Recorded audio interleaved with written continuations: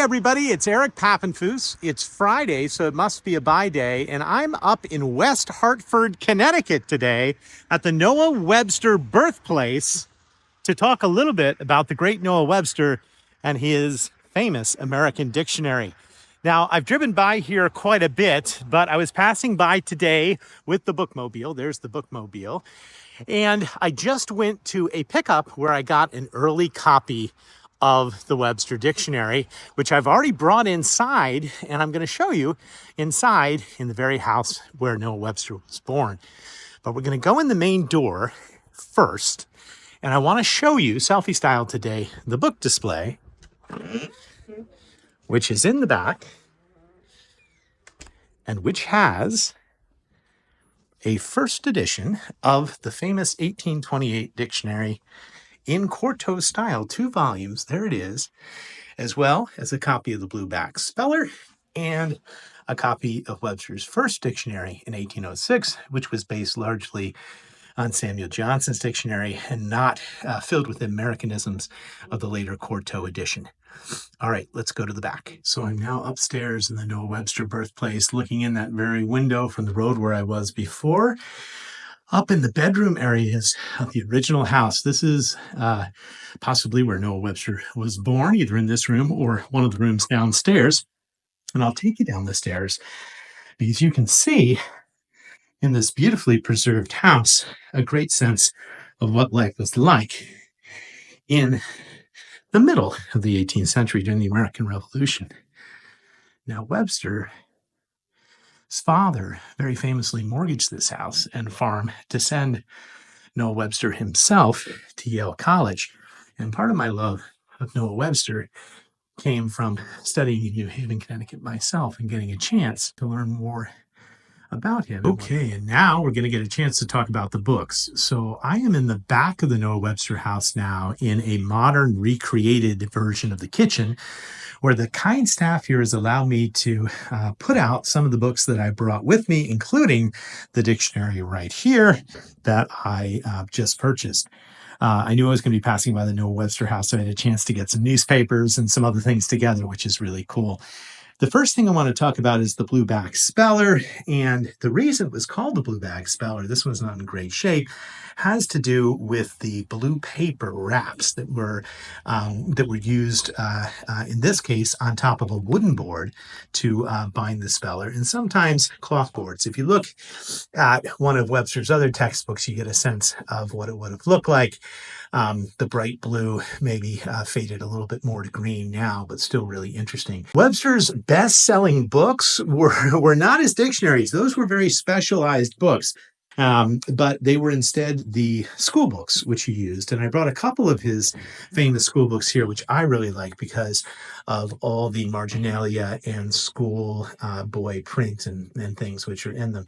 Here's a copy that was owned first by Frederick Bradley in 1810, then passed on presumably to his son or his younger brother. You've got doodles of sailing ships. You've got penmanship working throughout the whole thing. You've got notice that it was used in school by several generations in New Haven, Connecticut, where this one was published. This is 1806. This is the Elements of Useful Knowledge. See, you can learn about Europe, Asia, and Africa. And this one, the previous volume, which is over here, you could learn about the United States. And this is basically a textbook of the United States, also by Webster, and also utilized in the schools of the country. He sold millions and millions of copies of these in the early Republic. Look at that great ownership signature there by Eliakim Sessions, his property. And this is what people were reading to learn about the world. But I also, let's get to the dictionary. I brought you a dictionary. And this is a 1-volume octavo version of the dictionary, which is different than the 2 giant quartos that you saw up in the display case when we first came in. In fact, a lot of what this book is talking about is it's talking about the reason to have a more practical, less expensive version of the dictionary. So this is not 1828. This is a little bit later. Webster is still around, and this dictionary contains all of those thousands of American words, which he is famous for creating. To give you a sense of that, let's go to our first word, and you can't really get a more appropriate or better word than Americanism. Can you see Americanism there? Basically, American citizens have the love which they have for their own country. Arguable definition of Americanism, but one which Webster invented the word of and then included in the dictionary. We can flip forward a little bit further, and we can go instead now to a American word, a word which did not appear in Johnson's dictionary, but which did appear in Webster's dictionary. I can't think of a better American word. Chowder, in New England's dish of fish boiled with biscuit, chowder. First use of chowder in a dictionary. How about that? Now, the dictionary was also famous because it basically took existing words and respelled them in Americanized English. And one of the classic words here is a defense. Do you see defense there with a S instead of a C? And there's the word color, in which color drops the U, and Webster is trying very hard to standardize American spelling. Incidentally, Webster is also the first person to define and use the word immigration. And I think this is important. And it's ironic today because at the Noah Webster House today, all tours are in Spanish and they're welcoming a non-English speaking audience, which I think is just wonderful, but I'm not sure Noah Webster would have approved. But here is the definition of immigration. The passing or moving into a country for the purpose of permanent residence. And scholars have argued quite recently that that's a loaded definition of immigration, because the implication is that people are coming and people are coming to stay and possibly replace you and your family. And it's differently, and it's still a contested word today. On a previous By Day, I looked at Noah Webster's writing on global warming, and I argued he was the first person to actually argue, in this case it was against Jefferson, for the importance of studying global warming. We have a copy of that online on eBay. That was an article which he published in the Connecticut Transactions of Benjamin Silliman. Now, I also brought two newspapers.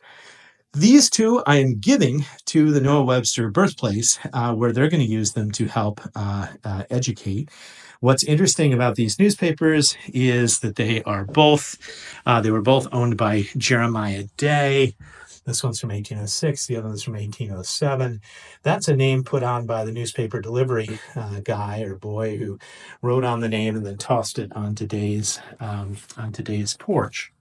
And they are important because they both talk about Webster, or they show Webster as a great promoter of his own works. It's unusual to have long write-ups in these newspapers about books, but you can read about Noah Webster's Elements of Useful Knowledge. That's the book that I just showed you earlier. Why it was important, why it was hot off the press, why it had recommendations. There's James Donna and other important, eminent people talking about it.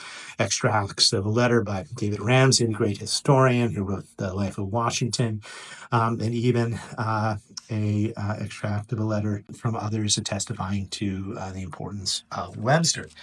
That's newspaper number one. Newspaper number two has an ad for the dictionary. Now, this would be the first dictionary, the 1806 dictionary, not this famous second edition from 1828, but it talks about the importance of the dictionary and even has a nice little quote there by Noah Webster and why you should buy it. Webster, not only a great showman and a great promoter, but one of the reasons he sold millions of copies of these books is because he used print media and advertising, especially in Connecticut, so that he could essentially corner the market on all the textbook sales. So Webster's goal: to create an American identity, a uniform way of speaking, pronouncing, a uniform way of thinking about words and language, defining new words like immigration and Americanism.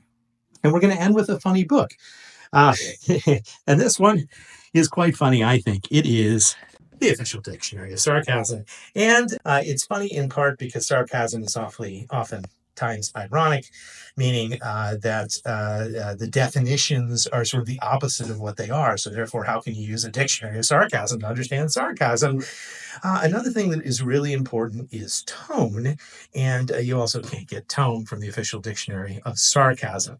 So I will be sarcastic now and say, no, I'll be sincere now and say, I hope you enjoyed this version of By Day Friday. I'm heading back to New Haven now with a van load of stuff, all of which is going to go into the Scholar. Thanks for watching. I hope you watch next Friday and every Friday at noon for adventures in the world of books.